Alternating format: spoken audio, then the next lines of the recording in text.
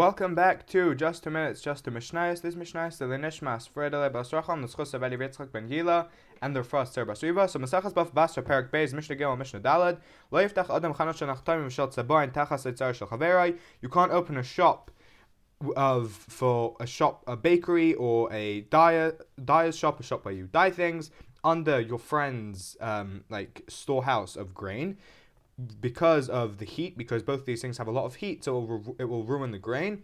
V'loi refes bakar, and you also can't have like a barn underneath, because the smell from the animals is going to ruin the wheat. Be'emes b'yayin hatira, but really, if the storehouse is of wine, so then you're allowed to have a bakery or a dyer's shop underneath, because the heat doesn't bother it. But you can't have a barn because the smell will still ruin the wine. If you have a shop in a courtyard, because in those days the courtyard was kind of in the shape of imagine a box basically missing one side, so that was the side of their courtyard. They would have houses all around it, and then the courtyard would be in the middle. So if he has a shop in that courtyard, so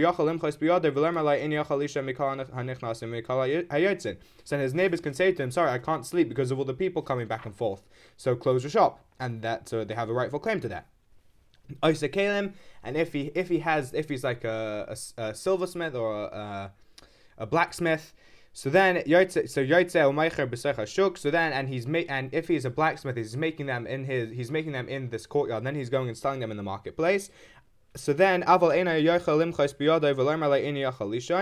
can't say to him, I can't sleep, from the sound of your hammer, or if he's grinding with millstones, so then you also can't tell him to stop that. And also if someone's teaching children, so then you can't tell him to stop because you can't sleep because of the sound of children, only in a case where you're teaching them Torah. But if you're teaching them secular knowledge, so then you can tell him to stop. Mishnah Dal, we have a case there where someone built a wall adjacent to his friend's wall, so now it's in an L shape. So now he built it in his friend's wall in such a way that it looks like an L. So you can't build. So we have two people now who built these two walls in the shape of an L. So a third person can't come along and build his wall next to that one to make it into sort of like a square missing one side, because then it's going to because 3 walls already is too much, and it's going to cause the earth there to become very crumbly, and it could cause the walls to collapse. So what he can do is if he moves it 4 cubits away from the wall, so then he can build it there. And if someone has windows has windows in his house, and someone's building a wall opposite the windows,